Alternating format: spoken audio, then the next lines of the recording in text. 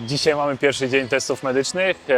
Te wszystkie testy przeprowadzamy po to, żeby zobaczyć, w jakim stanie przyjechali do nas zawodnicy, żebyśmy wiedzieli, nad czym musimy pracować przez cały sezon, czy mamy jakieś rzeczy, na które musimy być bardziej uważni. Ogromnym komfortem jest to, że od tego sezonu w pełni współpracujemy z firmą Smarter Diagnostic, co pozwala nam na naprawdę bardzo szeroką paletę testów. W zeszłym roku zaczęliśmy współpracę i pomogliśmy Legii w dotarciu do tytułu mistrzowskiego, a w tym roku zaczynamy pierwszy pełny sezon. No i przede wszystkim klub zwiększa ilość danych, które będą gromadzone. Widać, że kierunek jest ciekawy i obiecujący, więc mamy nadzieję, że pomożemy jeszcze bardziej w drodze do kolejnego tytułu. Smarter Diagnosis is helping us this season, especially for the data. So we have now a new workplace where we can select and cut all our data for this new season. W Smarter Diagnostics realizujemy dla Legii Kosz badania, które obejmują pełen profil metaboliczny oraz biomechaniczny. Zaczynamy od badań krwi zbieranych przez pielęgniarkę.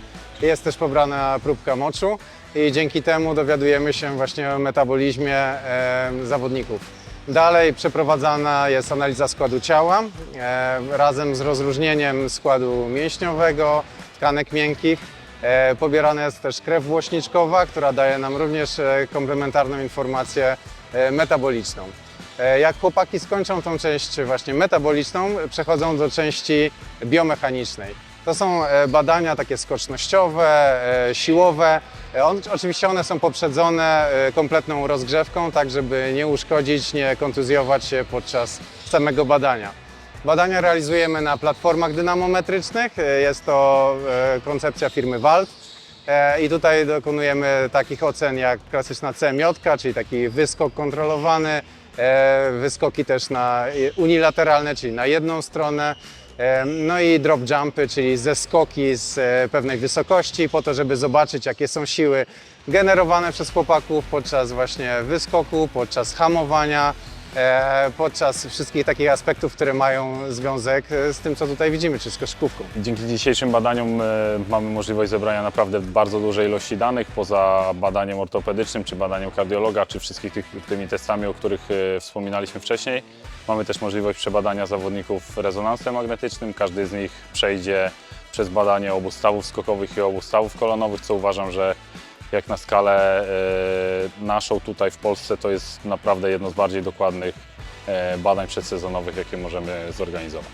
Dostarczamy narzędzia, które umożliwiają analitykę danych, a dzisiaj w ramach testów pomagamy też w zbieraniu tych danych.